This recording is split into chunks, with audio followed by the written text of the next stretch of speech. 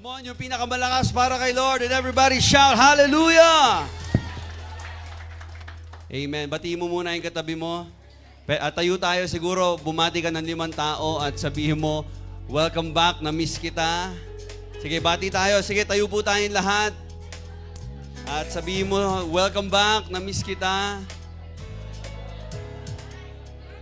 Amen. Come on, come on. Sige, tayo tayo lahat. Come on. Okay, yung mga nasa harap, tayo tayo. Greet 5 people.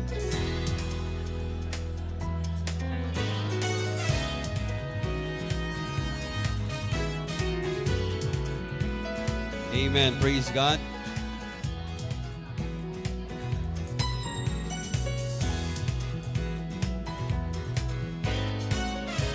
Amen.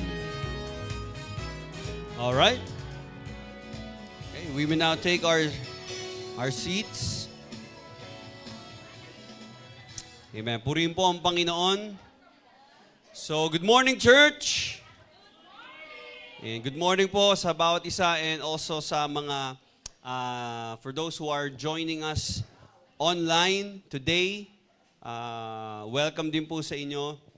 And by the way, nagsimula na po ulit ang ating discipleship classes and they are now on their 2nd semester. At ito po ay mga trainings. These are series of trainings that will help us grow in our relationship with Christ. So we really encourage you na mag-join po kayo. Marami po tayong mga trainings dito, mga classes na makakapagpalago po sa ating spiritual. It will help us to know more about Christ, about our faith. And also, by the way, we will be opening our membership class para po sa mga gusto pong maging official member ng ating church because this year 2026, ay magkakaroon na po tayo ng official membership. So, kasi wala po tayong ganun, no? Lahat tayo na uma-attend dito, we are all considered members, pero magkakaroon po tayo ng certification talaga na tayo ay mga members ng Jesus Our Master and Savior International Church. Kaya po, abangan po natin yan. Meron tayong mga classes na kailangan atinan din para maunawaan natin ano ba ang responsibility natin bilang isang church member, ano ba ang mga dapat at hindi dapat gawin, at para maintindihan natin ano ba ang leadership o government na meron ang simbahan natin at ano ang mga dapat na tungkulin natin na gagampanan. No? And also, praise God, magkakaroon po tayo again ng batch 4 ng ating New Life Retreat. Yan, palakpakan naman natin si Lord. So sa mga gusto pong mag-refresh, welcome din po kayong mag-rejoin kung nakapag-New Life Retreat na kayo. Pero ito'y ginagawa talaga natin tuwing mahal na araw. Also, to commemorate and to remind us, no, para ma-refresh sa atin kung ano ba ang ginawa ni Jesus Christ on the cross and to encounter Him once again. At ito'y maging lifestyle din natin. So we have this New Life Retreat. Wala pa po tayong official venue, pero ang ating pong registration is 500 pesos and yan po ay 2 days. Okay? So para po sa mga hindi pa po nakapag-undergo ng New Life Retreat, pwede na po kayo magpa-register today. At lapit lang po kayo kay Ate Shelo or kay Ate Jana after ng service. Okay? So bago po tayo magsimula, lahat po tayo ay sandaling yumuko at manalangin. Let us pray. Our loving Father, we thank you for your grace and your love this morning. Lord, we ask your Holy Spirit to continue to speak to us. Patuloy ko pong mangusap sa aming mga puso at isipan. And we thank you for the people na dinala mo dito, Panginoon Diyos. Salamat po sa inyo pong kapangyarihan, sa inyo pong pag-ibig na patuloy na nararanasan ng bawat isa sa amin dito. Kung hindi, Panginoon, dahil sa iyong pag-ibig, wala po kami dito. So, Father God, right now, we just ask that you would continue to pour out your love for us. In order that we may be an extension of that love to others. Na hindi lang, Panginoon, kami ay maging recipients o tagatanggap ng iyong pag-ibig, Kami, Panginoon, ay maging extension. Kami, Panginoon, ay maging instrumento upang maramdaman din ng ibang tao ang pag-ibig mo. At sa buong simbahan ng Jomsi Church, Panginoon, dalangin ko, maghari at patuloy na masaturate ang aming mga buhay ng iyong pag-ibig. Salamat, Panginoon. Speak to us, Lord God, this morning, through your word. And let your Holy Spirit be our speaker. Kayo lamang po ang makita, itago niyo po ako sa inyong likuran. Kayo po ang mag-glorify, sa iyo po ang papurit, pasasalamat sa pangalan ni Jesus. Ang lahat ng anak ng Diyos ay magsabi ng Amen and Amen. Darating po ang araw, lahat ng ating mga ministry, lahat ng ating mga gifts, yan man ay mga spiritual gifts, lahat po yan ay may hangganan.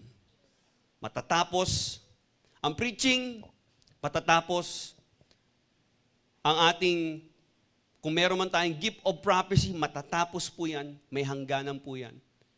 Mga healing, even casting out demons, at anumang mga spiritual gifts na meron tayo na pinagkaloob ng Diyos, words of wisdom, words of knowledge, ministry of helps, ito man ay anumang uri ng ministry na ginagampanan po natin sa loob ng simbahan, one day, ito po ay mag-e-end. Kahit po yung ating pananampalataya, matatapos. Kasi kapag dating natin sa langit, hindi mo na kailangan manampalataya kasi makikita mo na ang Diyos. You will no longer have to rely on your faith to encounter God and to experience God. Pagdating natin sa langit, doon na po magkakaroon ng kaganapan lahat.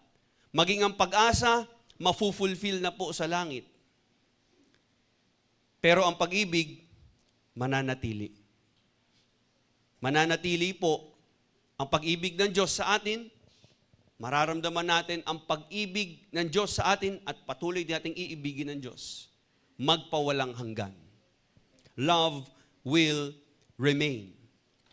So ang tanong po ay hindi kung gaano ka ka-gifted o gaano ka ka-useful sa loob ng simbahan.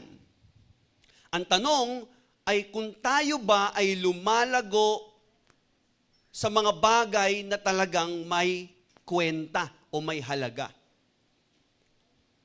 Are we growing in the one thing that really matters?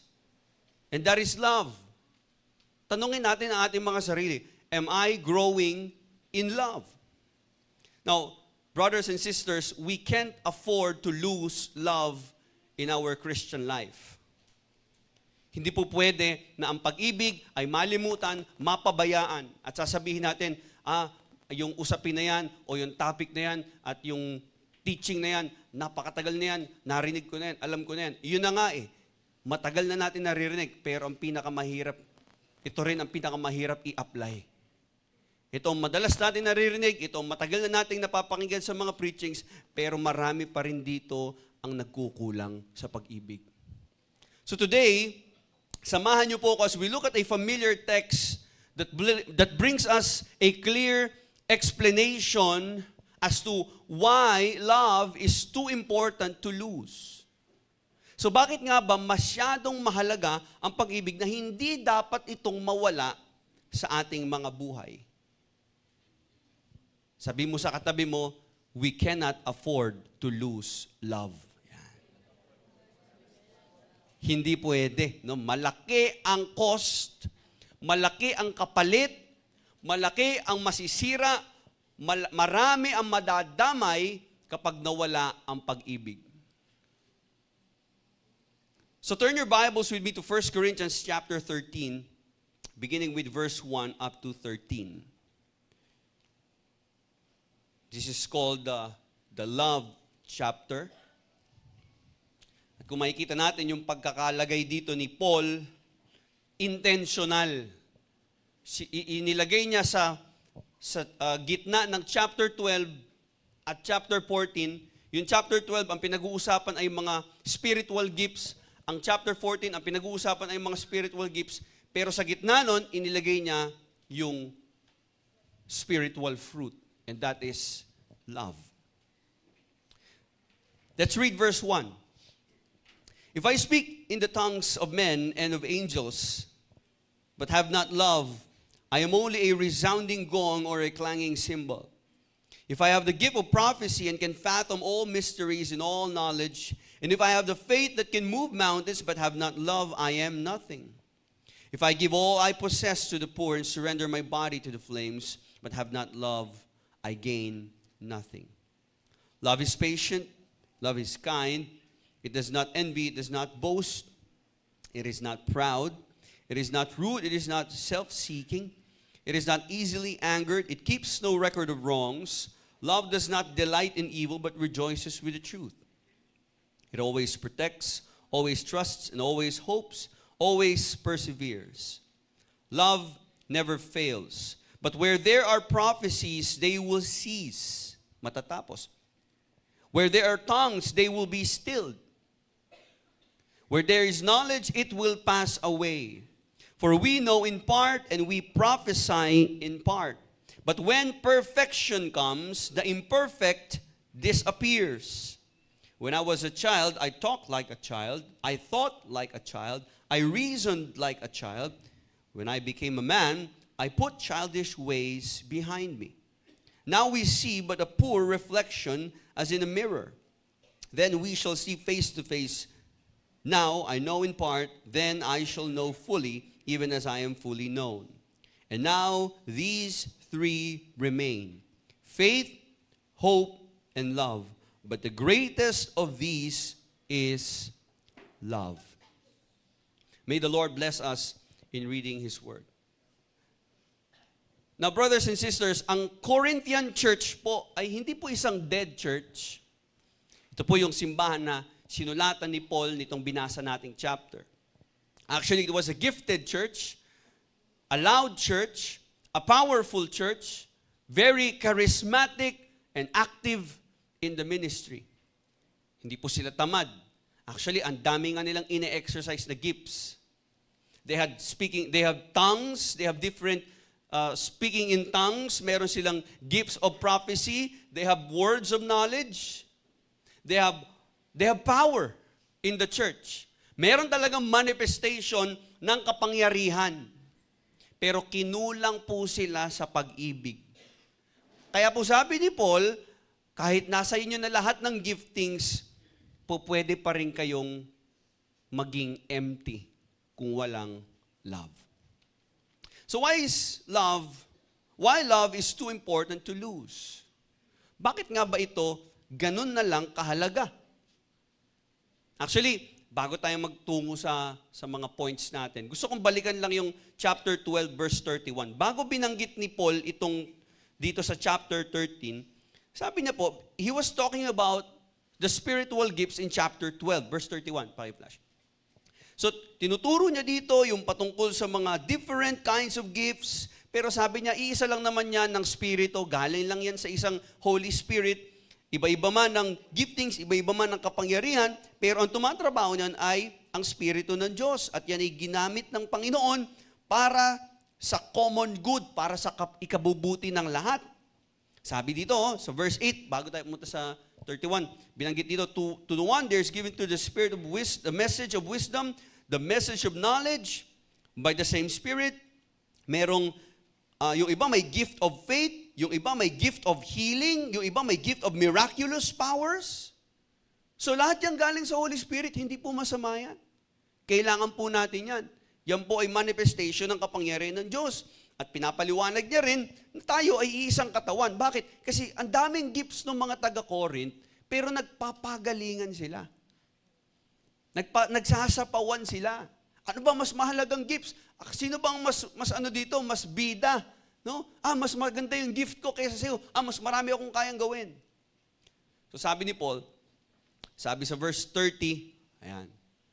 Wala naman. Okay, sige, sa 30 times. Do all have gifts of healing? Do all speak in tongues? Do all interpret? Verse 31. Hindi pare-pareho ng gifts. But eagerly, sabi niya, hindi tayo pare-pareho ng gifts. Pero dapat, sabi dito, we must eagerly desire the greater gifts. Ibig sabihin, kung ano yung mas makakabuti sa buong body of Christ. na kung tayo man mag-exercise tayo ng spiritual gifts, dinaanan ko lang ng konti, kung meron tayo at mag-exercise tayo ng ating mga spiritual gifts, piliin natin yung magbe-benefit lahat. Huwag ka lang mag-exercise ng spiritual gifts para sumikat ka. So kung ako ay magpapagamit sa Diyos, make sure na ako ay nakatutulong at nakapagbibigay ng benepisyo sa buong katawan ni Kristo. Pero sabi niya, and now I will show you the most, everybody say, the most excellent way. Sabihin natin, most excellent way. And he goes on to chapter 13. Sinabi niya, nasa iyo na lahat ng gifts, but if you don't have love, you are empty. So, why love is too important to lose? Number one, I have here 3 points na share ko this morning. Number one, because love is greater than gifts. And number 2, because love is proven by character.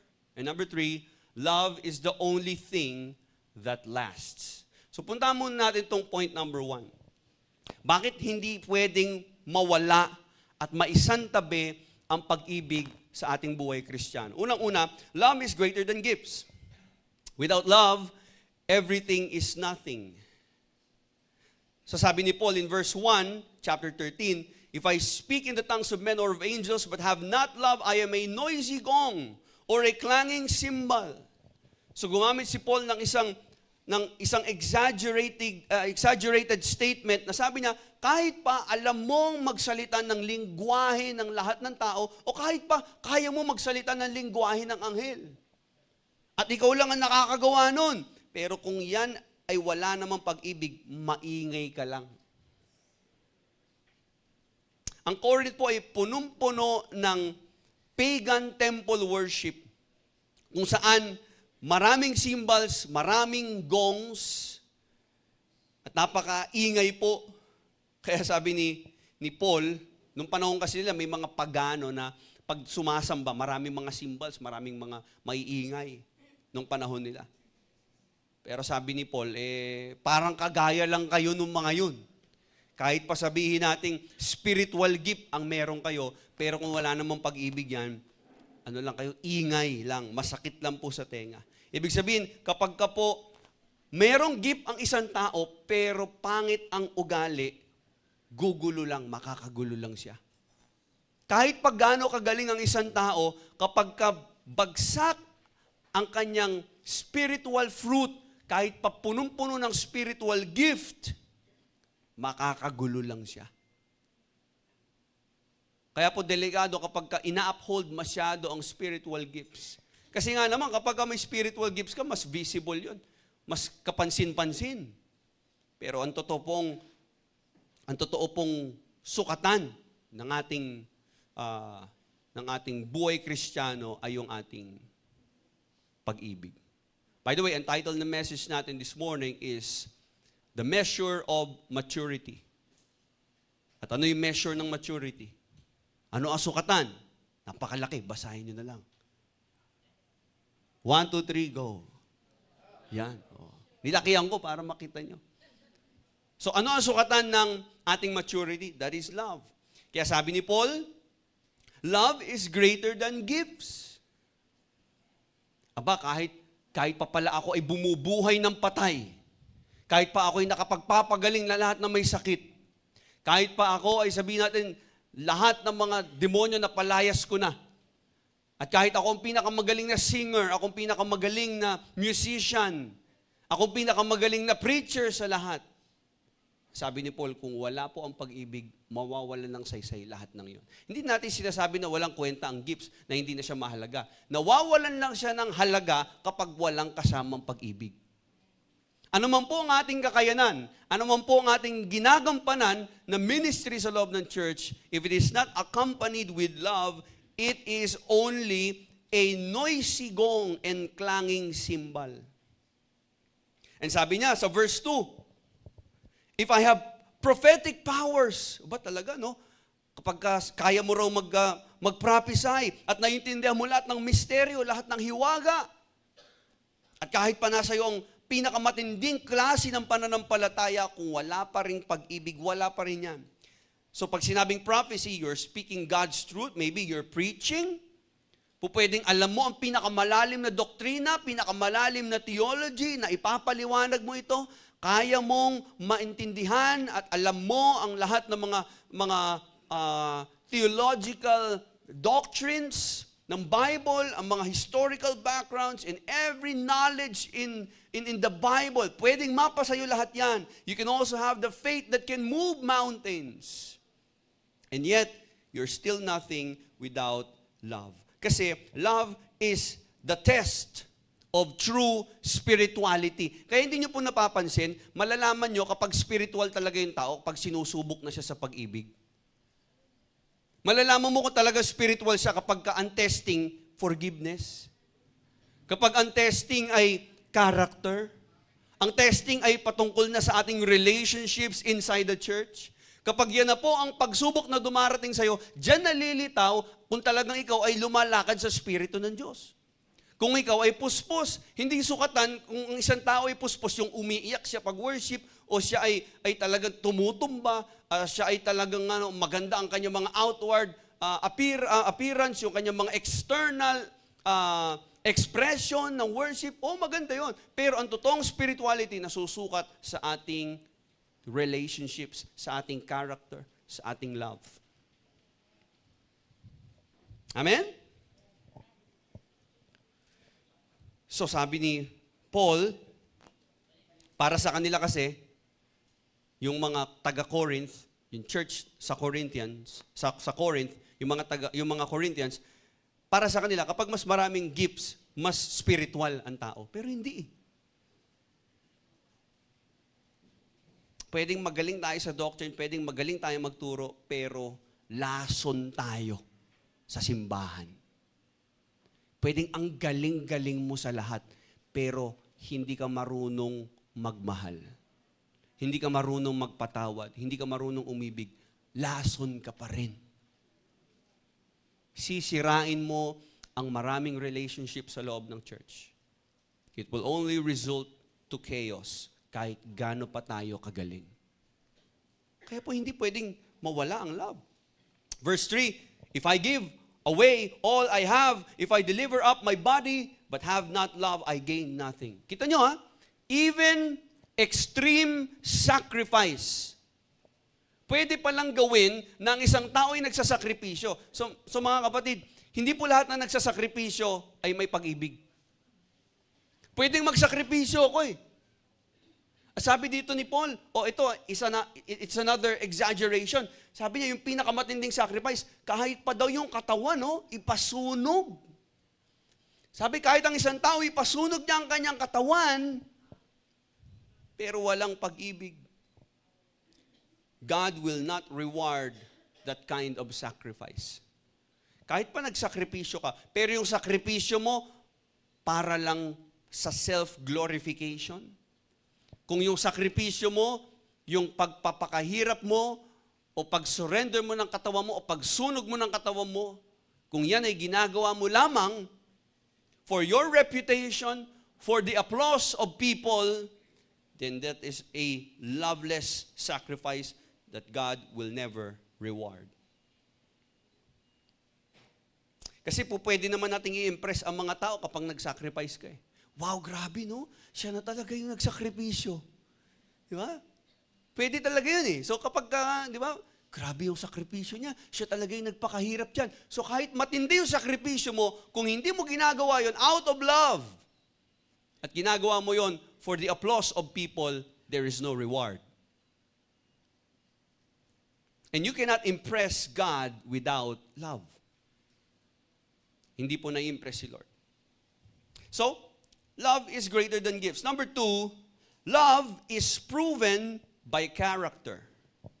Pagdating sa verse 4 ng chapter 13 ng 1 Corinthians, makikita natin, si Paul, dinefine niya ngayon ang love. Teka muna, okay, alam na namin, hindi pwedeng mawala ang love. Okay, love is greater than gifts. Hindi po pwedeng mas i-priority ang mga gifts kaysa sa love. Kailangan kasama ang pag-ibig sa lahat ng aming ministries. Okay, Pastor, what is love?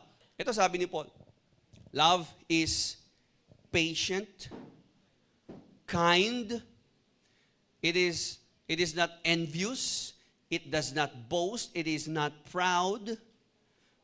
Actually, lahat po ng mga description na yan ay direct rebuke, ito ay direct confrontation ni Apostle Paul sa problema ng mga Corinthians.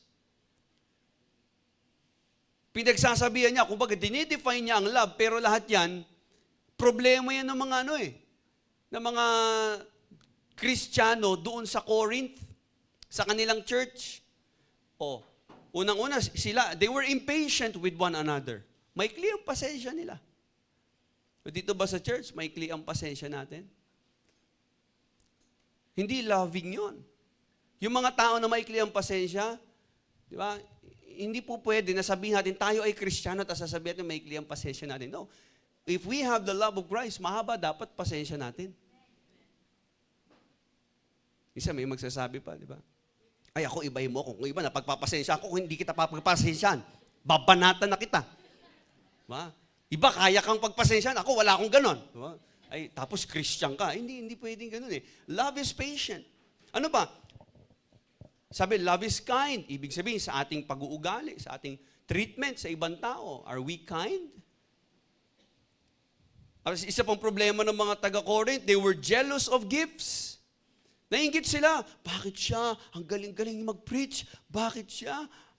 Meron siyang gift of healing. Ako, wala akong gifts. Dapat hindi niya deserve na mag-perform dyan sa pulpit. Hindi niya deserve na tumayo dyan sa stage. Dapat ako. No, naiinggit. Kinukumpara yung sarili. They were proud. Ano pa?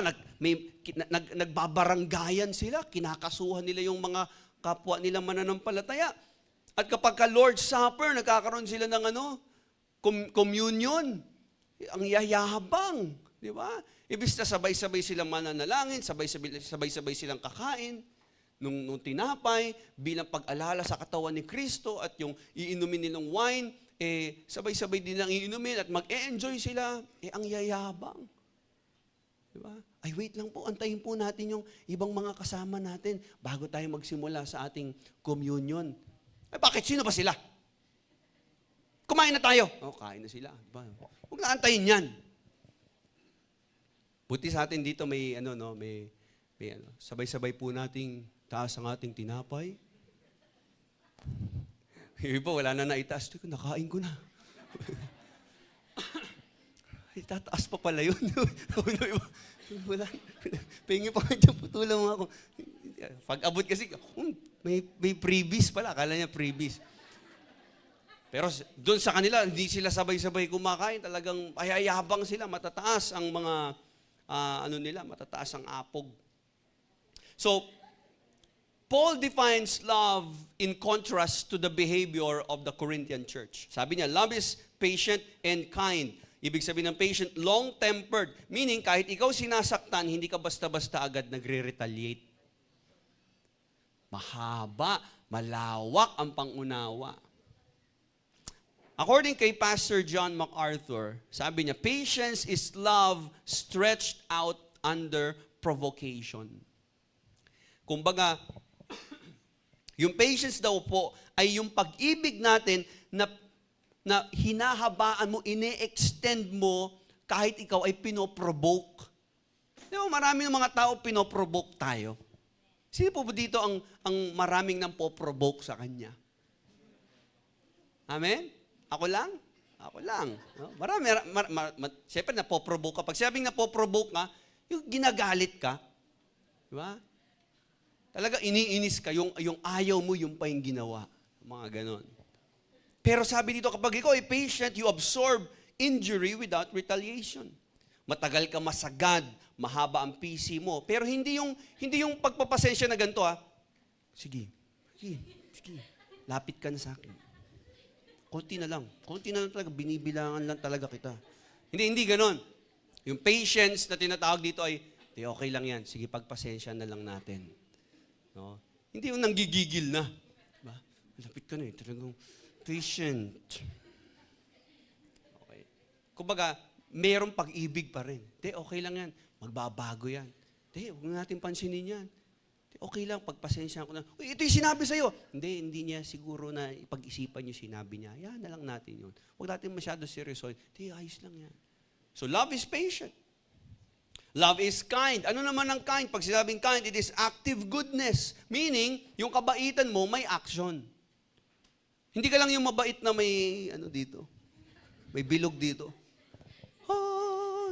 Hindi, gumagawa ka ng mabuti. Ginagawa mo ng mabuti yung ibang tao. Lalo na yung kaaway mo. Tinutulungan mo. Di ba? Pinagluluto mo ng pagkain, di ba? Tumutulong ka sa mga nangangailangan. Merong kindness sa words, sa ating pag-uugali. Hindi kayong parang sa church, bahala sila dyan, problema nila yan. Parang wala kang pakialam. Kumbaga, pag sinabing kind, may concern. Kapatid, yung dito, isang member natin dito, namatayan. O bakit? Siya naman yun. Ako pag namatayan, may tutulong ba sa akin? Hindi ako tutulong dyan. Parang hindi connected sa church. Tawag natin doon, indifferent. Merong indifference. Kumbaga parang, hindi, wala akong pakialam dyan. Ang importante, ako at ang Diyos maayos. Basta kami ni Lord, okay kami. May mga kailangan tayong tulong. Bahala sila sa buhay nila dyan. Kasalanan nila yan. Walang grace, walang love. So kindness. Love is kind. Meaning, pag sinabing may pag-ibig tayo, we do not explode. Hindi ka basta-basta sumasabog. Hindi ka nang hihiya ng kapwa. Ito, hindi mo ginagamit yung galit mo as a weapon para atakihin yung tao na yon. In verse 4 to 5, binanggit din dito, sabi diyan, love does not envy or boast. It is not arrogant or rude. Pag sinabing envy, ito yung may blessing yung iba, tapos sinasabi mo, bakit siya may blessing? Hindi niya deserve yan. Diba? O kung sabihin natin, nakabili ng bahay, lupa, kotse, hindi ka masaya. Aba, bantayan mo, baka may envy ka sa puso. Diba? Meron kang inggit sa blessing ng iba. Na ayaw mo, na para bang ikaw dapat ang mas blessed ni Lord at hindi siya. Envy po ang tawag doon. Sabihin natin, hindi mo nga inaamin na may envy ka. Pero kung halimbawa, may magandang nangyayari sa kapatid mo, tapos ang pangit ng sinasabi mo, kahit ang ganda naman nung nangyayari, may envy ka. Amen? May kapatid, na-promote yung kasama natin sa D-group. Sip-sip naman kasi yan eh. Malamang mapopromote niya. Kahit ako sumipsip ako, mapopromote din ako bukas eh. Mga ganong klaseng salita, envious. Di ba? Uy, na-assign na siya dito, siya na yung bagong pastor. Okay. Dali lang naman yun eh. Pero mas magaling ako dyan kung ako i-assign dyan, baka mas lumago pa yung simbahan namin dyan. Kino-compare, may comparison. So, that's envy. Boasting. Yan, magkapatid yan. Diba? Magkasama yan eh. Kumbaga, halimbawa, nainggit ako sa kapatid ko. Halimbawa, si Pastor Carl, sabi ko. Halimbawa, blines si Pastor Carl, nagkaroon siya ng business. Uy, Pastor Drew, si Pastor Carl, may bago ng business. Okay. Buti naman. Meron din naman ako yung sa amin nga, mas malaki. Di ba? Kasunod ng envy, boasting. Napansin niyo ba? Magkapatid yan sila. Kaya huwag niyo papangalan niya kapag nagkaroon ngayong kambal. Envy, si boasting. Pero magkapatid yan dalawa eh. Si envy, after niyang siraan at ibaba yung kanyang kapwa, itataas niya yung kanyang sarili. Boasting is self-advertisement. Pinapakita mo kung gaano ka kagaling. Envy, pinapakita mo kung gaano siya hindi ka-deserving na bigyan ng parangal. So, envy and boasting. Ano pa? Arrogant. Love is not arrogant. Pag sinabing arrogant, syempre, kasama na rin yan. Triplets pala to eh. Envy, boasting, arrogance. Isama mo na, quadruplets. Si Rude. Si Rudy. So, si arrogance, ano ang arrogance? Ito yung, iba ang ibahin mo ko sa kanila. Dapat ang trato mo sa akin, iba. Kasi, mas malakas at mas mataas na ranggo ako na klase ng nilalang eh. Yang mga yung mahihinang nilalang lang yan. Ako may pinag-aralan yan, high school lang yan eh. Yang college lang, ako may master's degree. So, hindi ako dapat pinapaupo sa second row. Diba? Diyan ako sa harap. O kung pwede, sa gitna nyo ako ilagay. So, meron kang tinatawag na arrogance. You want a better treatment and you think that you are more valuable than other people. Kasi iba ka eh. May posisyon ka eh. Pwede mangyari yan sa mga leaders, sa mga pastors, o pwede sa mga taong edukado, o may mga tinapos, o mayroong mga accomplishments or achievements, o maraming awards. Diba, isa sa atin dito ay nag-artista tapos sumikat. Eh dati kumakamay pa siya, ngayon naka-shades na. Tapos hindi na kumakamay sa iba. Hi, ganun na lang. Dati, hello po. Eh sumikat siya, hi. Hello. Tapos doon na siya upo sa may hindi siya masyado napapansin. So merong arrogance. Ang gusto niya, iitrato siya na iba at mas mataas kaysa sa ibang tao. Rude. Siyempre, ito na. Nagiging bastos na. Kapag may arrogance ang isang tao, bastos na rin siya magsalita. Bastos na ang pagtrato niya sa kapwa. Gusto niyo malaman yung ugali ng tao? Dalhin niya siya sa isang fine dining restaurant. At tingnan mo paano niya tratuin ang waiter. Makikita mo kung ang tao na to ay may respeto, makikita mo kung siya ay arrogant, makikita mo kung siya ay rude. Waiter, hello po. Excuse me po, sir. Bait, ha? Diba? Waiter! Tubig! With ice. Bakit ang tagal? Mga ganun-ganun pa, di ba? Ano ba itong service nyo dito? Bakit kanya kayo? Ay, pakitawag ang manager mo. Where's your manager? Papasisante kita. Bakit mo tinatawag na sir? Dapat ma'am. So, mayroong arrogance, mayroong rude attitude. Di ba? Gusto nyo malaman yung ugali ng tao? Dalhin nyo sila doon sa mga restaurants na fine dining. Kasi sa Jollibee, hindi masyadong pupuntahin doon. Doon, wala masyadong doon eh. Crew, nandun lang sila, si-serve lang yung food. Pero kasi yung waiter, tatawagin mo yun eh. Waiter, bill out. Yabang, di ba? Arrogant. Okay? So makikita mo na kagad ang tao na merong kayabangan. No, that's not love.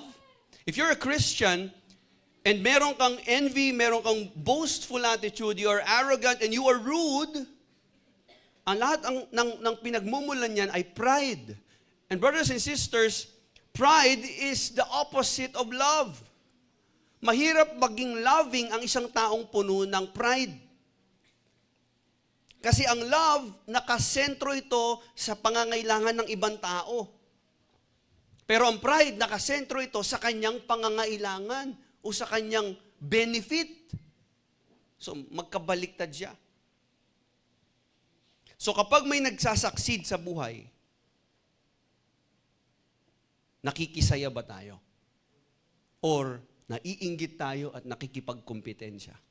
Kapatid, bantayan natin, baka wala na ang love. Love is proven by character. Remember that. Ano pa sabi ng verse 5? It does not insist on its own way. Sabi dito, it is not rude, it is not self-seeking, it is easily angered, it keeps no record of wrongs. Hindi rin niya ito, kumbaga sabi, hindi niya pinagpipilitan, thank you, ang kanyang sarili, ang sarili niyang benefit. Okay?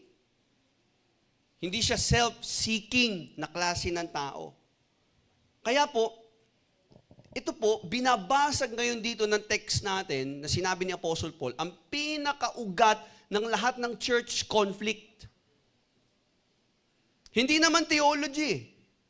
Hindi naman talaga sistema ng simbahan eh. Ang pinakaugat ng conflict sa loob ng church ay yung selfishness or pride. So kung bakit nagkakaroon ng kaguluhan, lagi nandun si pride. Pansinin nyo, kung saan may gulo, hanapin nyo, andun si pride. Because the opposite of love is not hate, it is pride. So, kung wala nang makitang pag-ibig sa isang relationship, sa isang simbahan, sa isang marriage, sa magkapatid, sa buong pamilya, kung wala nang pag-ibig, baka meron ng pride. Verse 5, it is not easily angered. Pag sinabi natin easily angered, yung madaling matrigger. Madaling mairita. Hindi maikli yung kanyang peace. Kumbaga, hindi mahaba yung kanyang pasensya. Mabilis.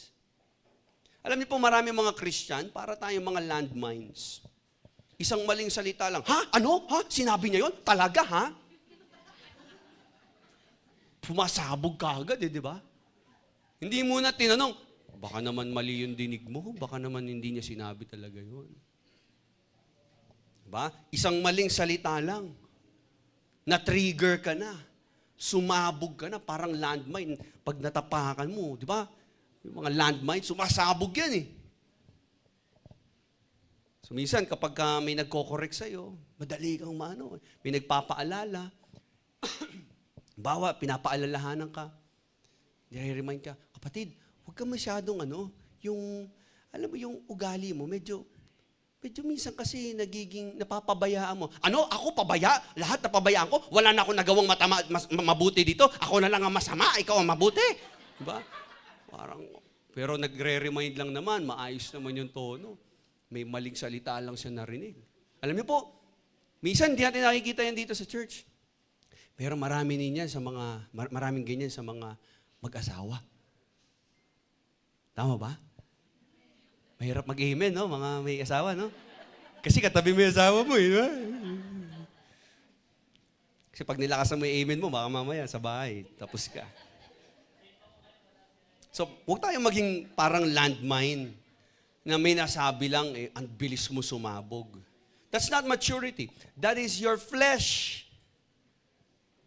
Laman mo yun, hindi ikaw yun. Hindi yan ang pagiging loving na klase ng Kristiyano. Verse 5, ano pa? It is not easily angered. What else? It keeps no record of wrongs. Ang love, hindi po yan accountant ng mga pagkakamali ng tao. Madalas, maraming ganyan eh. Meron tayong ledger, may listahan ka. Oops, sinungaling ka. Panglima na yan this month.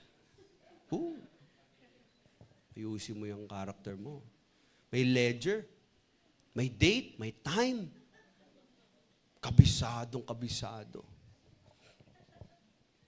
Kumbaga, hindi nawawala sa isip niya yun. May record. Kapatid, kapag ang isang tao may pag-ibig, hindi niya binibilang yung mali ng tao. Lalo na kung nagpatawad ka na, dapat di mo na binibilang yun. Halimbawa, nag-sorry na yung kapatid mo. Pasensya na, nakapagsalita akong di maganda sa'yo. Okay lang, pinapatawad na kita. Naulit niya na naman. Pan 21 na yan eh. Binilang pala, no? Binilang, hindi lang yan ngayon eh. Noon pa yan, ganyan na yan siya, ginagawa niya na yan talaga, pastor. Binilang pala. Hindi, pinatawad mo na siya dun eh. Ibig sabihin, kung ano man yung nagawa niya noon, hindi mo na sisingilin yon. Ang ididil mo na lang yung ginawa niya ngayon. Amen? Because love keeps no record of wrongs. Amen? Minsan sa mag-asawa, mayroon din ganun. Lalo kapag walang pag-ibig sa loob ng marriage. Yung mag-asawa, di ba? Nasunog lang yung sinangag. Nadamay na yung kanyang mga ex, yung kanyang mga pera na nilastay, mga sinayang, yung mga bahay na nabenta noon, nung may bisyo pa siya, di ba? Pero saan galing yun? Sa tutong na sinangag. Grabe.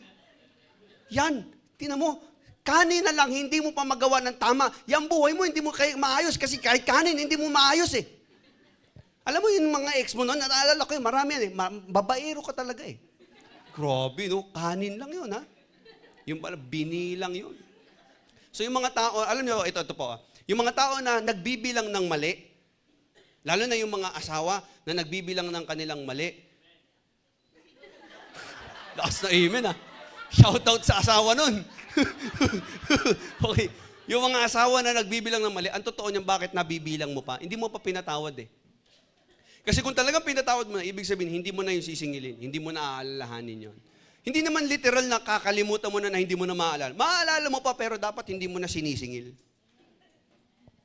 Amen? And yan po itinuturo ng Bible. We should not keep record of wrongs. Bakit? Pastor, bakit hindi na dapat binibilang ang kasalanan? Kapatid, kapag nagbibilang ka ng kasalanan ng mga taong nagkamali sa'yo, that is bitterness.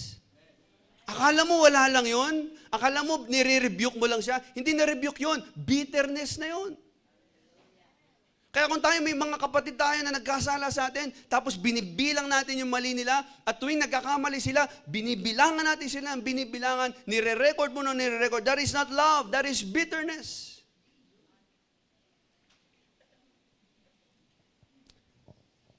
So wag mo nang ulit-ulitin pa yung ginawa niya. I-release mo na. Para ma-release ka din. In verse 6, ano pa sabi dito? It does not rejoice at wrongdoing, but rejoices with the truth. Ito, di ba kapag may mga kaaway tayo, tapos napasama sila, nakulong sila, naparusahan sila, yan buti nga. Parang sineselebrate mo na nakagawa sila ng mali. Parang sineselebrate mo na may nangyaring hindi maganda sa kanila at naparusahan sila. Yan, tama yan. Buti nga sa kanya yan. Pwedeng meron kang nakaaway, tapos nabalitaan mo, bumagsak siya sa kasalanan, nahulog siya sa immorality, and you feel satisfaction. That's not love. Hindi po pag-ibig yan. Ang sabi ng Bible, it does not rejoice at wrongdoing, but rejoices with the truth. Hindi ka sumasaya kapag ka sumasablay yung kapatid mo sa Panginoon. Sumasaya ka dapat kapag nagre-repent siya. Nagbabago at nag-grow sa kanyang kabanalan sa Panginoon. In verse 7, sabi dito, it bears all things, believes all things, hopes all things, endures all things. Hindi po ito yung parang paniniwalaan ko na lang lahat, magbubulag-bulagan na lang ako, na parang hindi ko talaga alam, kahit alam ko naman. Hindi. Ang ibig sabihin po nito, that you are believing all things and you are hoping all things, it is a gracious trust doon sa tao. Na kahit pa sabihin natin, oo, may tendency at may possibility na magawa niya uli yung ginawa niya noon. May possibility na magkamali siya ulit at ulitin niya yung kanyang mistakes before. At kahit sabihin natin, oo, may evidence ka na, pero sabi niya, hindi ko ginawa yun. You need to believe and trust and hope for that person na talaga nagbago na siya. At kung nagkamali siya, later on, i-expose naman siya ng Panginoon. Pero wag na yung sinabi na nga niyang hindi, gusto mo pa rin paaminin. Ikaw ba yung kumuha nitong nung cellphone ko? Hindi nga ako yun. Aminin mo na kasi. Hindi. Kung may pag-ibig ka, okay, sige kapatid. Paniniwalaan ko yung sinabi mo.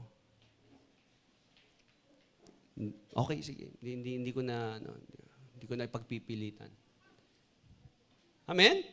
So you believe all things, meaning you believe na itong tao na to nagbago na. Na itong tao na to yung pangako niya, kinikip niya. Nagtitiwala ka sa kanya. Alam niyo po, ito po yung pinakamahirap na part ng pag-ibig. Yung magtiwala ka sa mga taong nanira ng tiwala. But God calls us to trust them. And that is a loving thing to do. Gaano kahirap yun? Ang magtiwala ulit sa mga taong nasira na minsan ang tiwala mo. Magagawa mo lamang yun kapag meron kang pag-ibig. And that is maturity. So, sabi dyan, it endures, meaning, it hopes, it endures. Pag sinabing it hopes, you expect God to continue to work in that person's life. You hope all things. Yan. May pag-asa ka pa. Diba? Kumbaga, hindi mo sinasabi na wala na, end na talaga tong taon to. Hindi na siya magbabago, ganyan na talaga siya. Talagang pangit na talaga yung ugali niyan. Mula ng pinanganak niya hanggang mamatay yan, ganyan na siguro talaga yung budhi niyan. Hindi. You hope that one day, God will complete His work on that person's life. And that is a loving thing to do. Amen? Sabihin mo nga sa katabi mo, naniniwala akong magbabago tayo. Magbabago pa tayo. Yeah, may pag-asa pa. No? Hindi pa uli lahat. What else? It endures all things. It remains faithful kahit na po hindi na madali. Nananatili ka. Yan ang sinasabi kapag you persevere, you endure, may pagtitiis. Sino po dito ang marami ng pinagtiisan? Amen? Sino po dito ang napagtitiisan? Oh, alam mo amen. Oh. Gusto niya siya lang yung nagtitiis. Diba? So, remember, love stays kahit na yung mga ibang tao ayaw nang magstay. Yun ang pag-ibig. Yung ibang tao, sinukuan na yung tao na yun eh. Pero kung hindi mo siya sinukuan, ipinaglaban mo siya dahil mahal mo siya. At yun po ang pag-ibig. Naniniwala ka, nababaguhin siya ng Panginoon. Yung mga tao, sinasabi, wala na, hayaan mo na yung tao na yan. Hindi, ikaw, naniniwala ka pa rin. Hindi, may gagawin pa rin si Lord sa kanya. Amen? And that is love. So love is not just about being right, it's about treating people righteously. May tamang pagtrato sa ibang tao. Number 3, love is the only thing that lasts. So, why is love too important to lose? Because, unang-una, love is greater than gifts. Pangalawa, love is proven by character. And number 3, love is the only thing that lasts. Napakahalaga po nitong pangatlo. Sabi ng verse 8, love never fails. Ano po ibig sabihin nun? Pag sinabing hindi nag-fail ang love, kapag may pag-ibig, hindi ito nagko-collapse. Hindi ito matatapos, hindi ito babagsak. Hindi ka ipapahiya kapag may pag-ibig ka. Pupwedeng lugi ka, pero never kang mapapaya at never kang mag-fail kung meron kang pag-ibig. Ang mga taong umiibig ng totohanan na may pag-ibig ni Kristo, they will never fail. Hindi sayang na ikaw ay naging loving na klase ng tao, na ikaw ay nagpatawad, ikaw ay umunawa, ikaw ay nagpasensya. Hindi sayang yon. Lahat ng gifts matatapos, pero ang pag-ibig magpapatuloy po. And tandaan po natin, ang pag-ibig po, hindi po ito isang gift ng Spirit. Hindi siya kasama sa spiritual gifts. Ang love ay isang spiritual fruit ng Holy Spirit. Na bakit mahalaga na maintindihan natin na ang love ay fruit? Dahil ang fruit po ay permanent. Yung bunga ng banal na Espiritu sa atin, permanente po yan. So kung may pag-ibig, permanente yan, hindi mawawala sa iyo yan. In verse 8 to 10, binanggit dito ni Paul, sabi niya dyan, but where there are prophecies, they will cease. Where there are tongues, they will be stilled. For where there is knowledge, it will pass away. Sabi ng verse 9, for we know in part and we prophesy in part, but when perfection comes, the imperfect disappears. Sinasabi niya dito, yung prophecy, yung pangangaral ng salita ng Diyos, yung paghahatid ng mensahe ng Panginoon, darating yan sa panahon na kailangan ng ihinto. Wala na pong preaching sa langit. Amen? Itong ginagawa ko na preaching, dito lang to, habang nandito tayo sa lupa, hanggat di pa bumabalik ang Panginoong Yesus. Pero pag bumalik na si Jesus Christ, hindi nyo na kailangan ng preaching ko. Hindi nyo na kailangan ng mga theologians o ng mga scholars. Hindi nyo na kailangan ng mga historical backgrounds or anything para maunawaan ng Diyos. Because you will understand Him fully when He comes. Pag dumating na po dito ang ating Panginoong Yesus, at siya po'y naghari, at na-meet na natin siya face to face, we are in the presence of God, finally, we will be glorified, and we will have a complete revelation of who He is. So hindi mo na kailangan itanong pa kung kani-kaninong mga magagaling na scholar para maunawaan ng Diyos. Kasi ipapaunawa sa iyo ng Diyos lahat ng kailangan mo maunawaan tungkol sa Kanya. Kompleto na. Wala nang mystery. Wala ka nang hindi malalaman. Meron ng complete revelation ng kung sino ang Diyos. Kaya po ang preaching, may hangganan. Matatapos yan. Amen? Matatapos din tong preaching ko. Antayin niyo lang. Lapit na. Ang knowledge, yung ating kaalaman, pwedeng ang dami nating alam sa Bible, pero darating ang time, hindi mo nakakailanganin yan. Hindi na kailangan ng ibang tao yan na malaman na marami kang alam. Kasi lahat ng alam mo, kapag nandyan na si Jesus Christ, alam na rin nila. So wala nang mas may alam, wala nang mas magaling, wala nang doktor, wala nang mga may degree or what. Although hindi natin sila dinadown, hindi natin sinasabing hindi na mahalaga yon.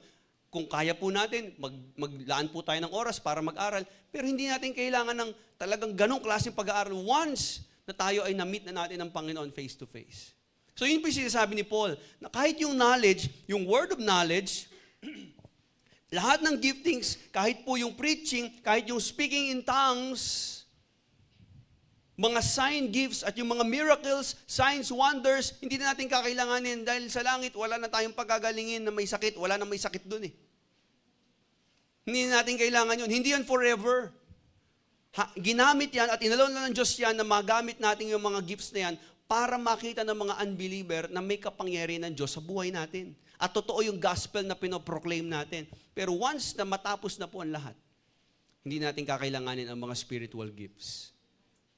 Kasi ang gifts ay dinesign para maging sign sa mga unbelievers at maging instrument ng Diyos to build the body of Christ, to build His church. Pero kapag tapos na at ganap na ang pagkakabuild ng Diyos sa kanyang church, hindi natin kakailanganin ng mga gifts na ito. Kaya, wag natin masyadong i-uphold yan over love. They are partial revelation tools. Kumbaga ngayon, nagkakaroon tayo ng revelation ng salita ng Diyos, nagkakaroon tayo ng revelation sa patungkol sa pag-ibig ng Diyos, pero mas mauunawaan nyo palalo ang pag-ibig ng Diyos. Hindi nyo na kailangan ng preaching ko o ng preaching ng kung sinong magagaling na preacher pa. Kasi ang Diyos na mismo magpapaunawa sa inyo sa takdang panahon. So itong mga giftings, i-picture natin ito na parang kapag nagtatayo ng isang building, nakita na ba kayo kapag nagtatayo ng building? Di ba may mga scaffolding na nilalagay? Di ba? Pagka nakakita ka noon, may scaffolding. Ginagawa pa siguro. Pero darating ang time, yung scaffolding ba na yun? Permanent ba yun? Nakadesign ba yun talaga na may scaffolding yung building? Bandang ulit, tatanggalin na yun. Kasi tapos na yung construction eh. Na-build na yung building. Ganon din po, ang church, ang ating Christian life, yung mga gifts, para mga scaffolding yan. Darating ang time, kakailangan ng tanggalin yan. Kasi tapos na yung purpose nila eh. Ano po ang mananatili? Pag-ibig. Kasi yun naman ang binibuild ng Diyos talaga sa atin eh. Yung love. Yung love natin sa kapwa natin, yung love natin sa Kanya. And sabi dito, sabi sa text natin, but when perfection comes, the imperfect disappears. Darating na yung perfection. Mawawala na yung imperfection, kaya hindi mo na kailangan ng gifts. Kasi kukumplituhin ka na ng Diyos. Mga partial tools lang yan. Mananatili yung binibuild talaga ng Diyos sa atin, and that is love. Verse 11, sabi dito ni Paul, when I was a child, I talked like a child, I thought like a child, I reasoned like a child. When I became a man, I put childish ways behind. Alam niyo po, itong pong problema ng mga taga-Corinth, they were gifted but immature. Now, a lot of people also, kahit sa church po natin, kahit sa panahon natin ngayon, sa lahat ng mga churches sa buong mundo, napakaraming mga taong gifted pero hindi naman mature sa Panginoon. Kasi nakukonfuse sila, akala nila, pag maraming gifts, mas mature. Mas maraming nagagawa, mas mature. Mas maraming ginagampanan, mas mature. Kailangan nakikita ka sa stage para masabing mas mature ka. Hindi po. Minsan kahit yung iba, wala naman sa stage, makikita mo yung maturity. Saan? Sa ugali. Kapag may conflict, lilitaw. Kapatid, kahit hindi ka kasing gifted ng ibang mga nandito sa loob ng simbahan, kapag sinusubok na ang ugali, dun lilitaw ang maturity ng isang Kristiyano. That is the real measure of maturity. At ginamit ito ni Paul, itong verse na ito, para i-illustrate na yung growth in Christ, hindi siya sinusukat ng talento. Hindi ito sinusukat ng spiritual ability o mga spiritual powers. It is measured by love. It is measured by humility. It is measured by our relational wisdom. Paano ka makipagkapwa-tao? Yung wisdom mo, gumagana ba sa kung paano ka makitungo sa ibang mga kapatid mo sa Panginoon? So, pansinin niyo po, yung mga bata, ang focus lang niyan, sarili nila eh. Yung ano yung makukuha nila. Di ba? Siyempre, yung mga baby, kagaya anak ko, sabihin niya, kain ako, inom ako. Siyempre, may ginagawa pa kami, mas importante yun kaysa sa pagkain niya kasi nakakain naman siya, pero may gusto siyang kainin. Bawa ako, may tinatype ako or may tinatapos akong isang transaction, may kausap akong tao. Wait lang. Sabi, wag ka usap! Ganun yung anak ko. Wag ka usap, daddy, wag ka usap! Inom ako, daddy! Kunin mo pagkain to, abot mo yun! Wala siyang pake kung sino kausap ko. Kahit pa mayor o presidente, ibaba mo yan, wag ka usap, daddy! Gaganon yan. Kasi ang focus niya, yung kanyang gusto na makuha. Siyempre, bata po eh. Na mga kapatid, kahit, ganun din po sa maturity, sa spiritual life. Kapag ang isang tao, ang focus lang niya ay yung kanyang makukuha at yung kanyang pansarili, ibig sabihin, hindi pa talaga mature yung tao na yan. Spiritually. Ang focus niya ay kung ano yung nakakabilib, nakaka-impress ng ibang tao. Yung magbe-benefit siya. So that's immaturity. Yan ang focus ng mga children. Yan ang focus ng mga bata. Pero ang mga mature believers, they focus on other people. They focus on the benefit of others. They focus on the things that glorifies God. They focus on their spiritual growth. Mga bagay na nagbi-build ng simbahan. Mga ministry na hindi lang yung mukha silang magaling, kundi ministry na talagang nagbibigay ng kapurihan at karangalan sa Panginoon. So kung ang isang tao ay ilalagay mo sa ministry, malalaman mo kung sino yung mature, sino yung hindi. Tingnan mo yung kanyang motive, tingnan mo yung kanyang focus. At dito lilitaw na ang totoong maturity hindi sa dami ng gifts. Ang totoong maturity ay nasa character ng tao.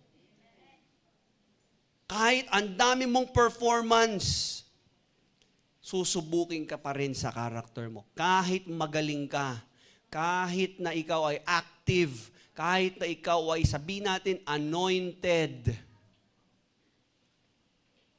Pero susubukin pa rin po ang character natin. Wala nang question eh. Magaling na tayo eh. Gifted ka na eh. Siyempre sa Holy Spirit galing yan eh. Hindi na tanong kung may gift ka ba sa preaching. Gift ng Holy Spirit yan. Malamang effective yan. Pero kamusta yung ating character? Okay, andiyan ka na, magaling ka magturo. Okay, andiyan ka na, may gift of healing ka. Okay, may gift of gift of miracles. Sige, oo, nandiyan yan. Pero yung ating character, ite-test ito ng Diyos. So true maturity is putting love above gifts. It's putting your character above performances. And it's putting others above yourself.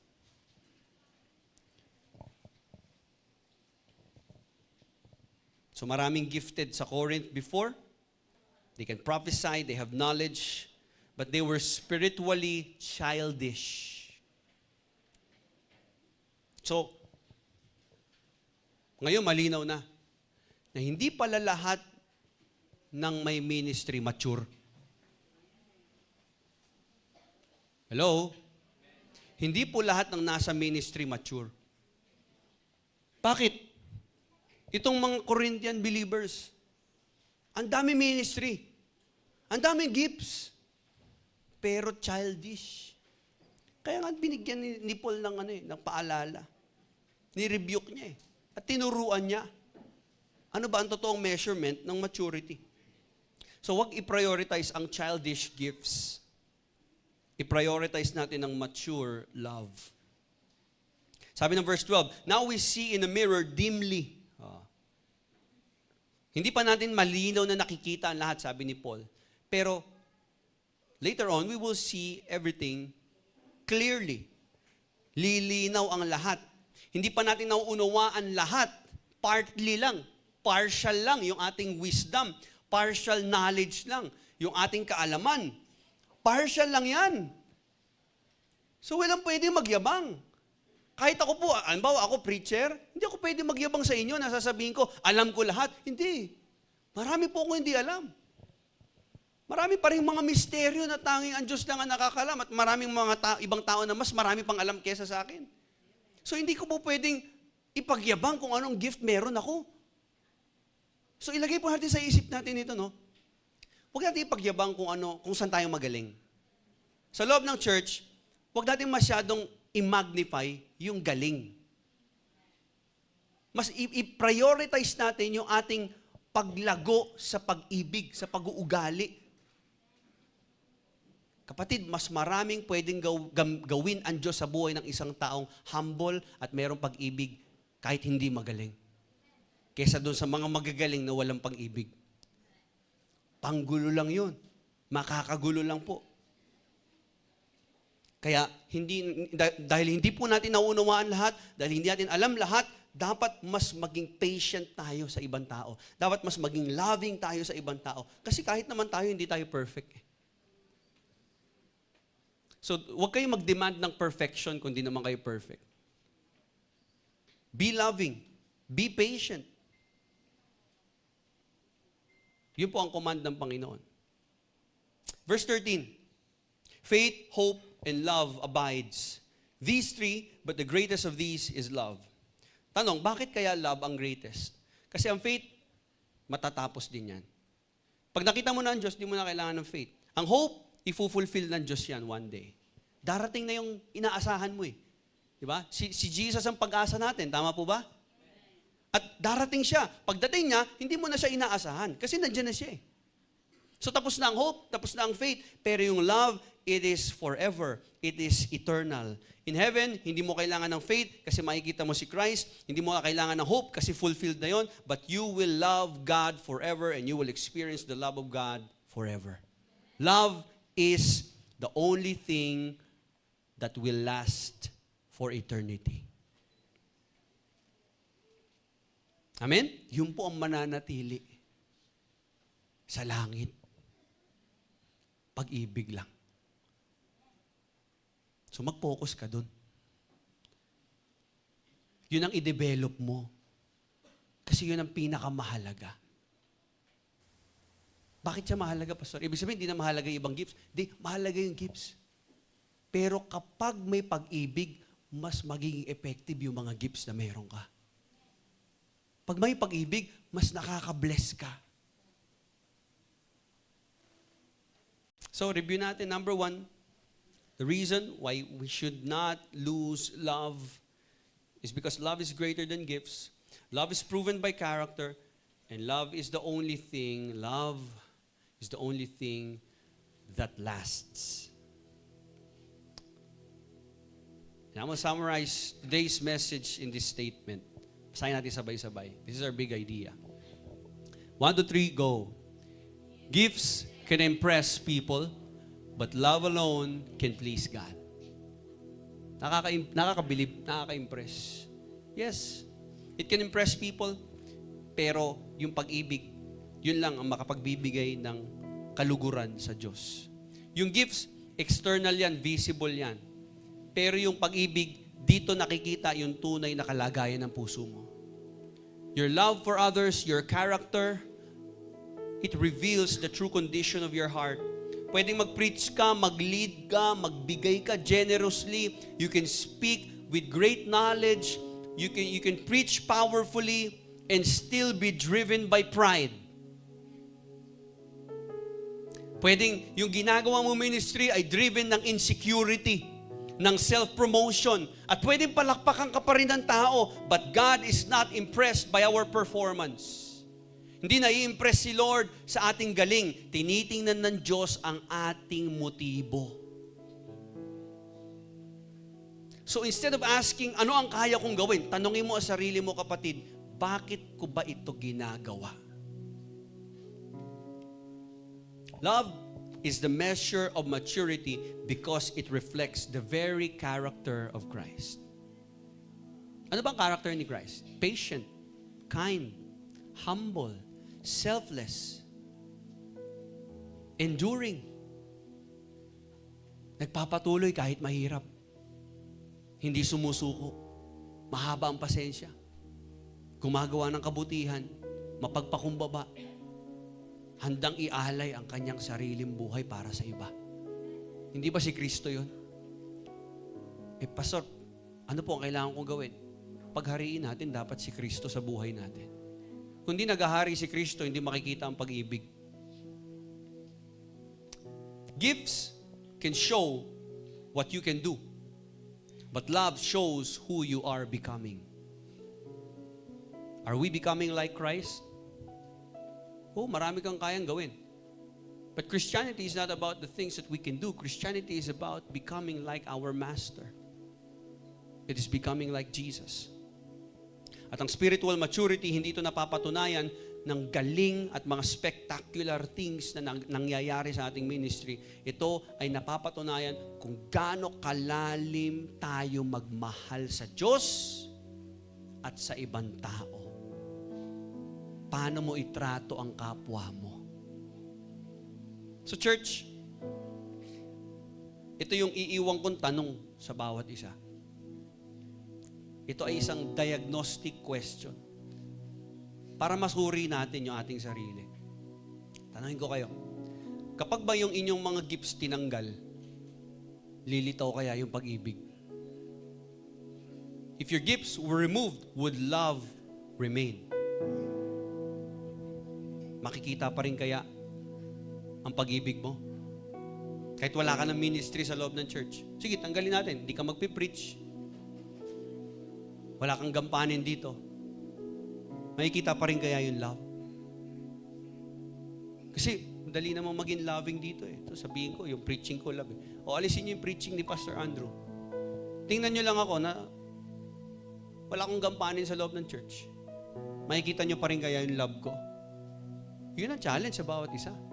Yun ang challenge sa sarili ko. So, saan ba tayo minsan madalas mas nagiging genuine pag wala na tayo sa church? Pag nasa bahay ka na. Alisin natin yung ministry. Alisin natin yung tawag sa yung pastor, pastora, leader, o anuman. Alisin natin lahat yun. Pagdating sa bahay, ikaw na lang at ang pamilya mo. Suriin natin, nakikita po ba ang pag-ibig ni Kristo sa atin? Ikaw na lang at ang asawa mo. Paano mo tinatrato yung asawa mo? Nararamdaman ba niyang mahal mo siya? Ang hirap sabihin. Halimbawa, andito ako, nangangaral ako, at sabihin ko, maibigin ako. Pagdating sa bahay, wala akong modo magsalita. Sinasaktan ko yung masasakit na salita ang lumalabas sa bibig ko. Pinagsasalitaan ko hindi maganda yung asawa ko. Yung mga anak ko. Yung mga kasama ko sa bahay. Wala na akong gifts na. So kung ganun po tayo, hindi po tunay yung maturity natin. So, challenge ko yun sa iyo. Imagine niyo lang. Sige, alisin natin ang lahat ng ministry natin sa church. Would love still remain? Kapag inalis ang knowledge mo, makikita pa rin ba ang kindness mo? Masasabi pa rin ba ng tao mabait ka? Kapag wala ka ng knowledge? O pag wala ka ng platform, wala na ang pulpito, wala na ang preaching ministry mo, i-describe ka pa rin kaya ng pamilya mo na mapagpasensya? Na mahaba ang pasensya?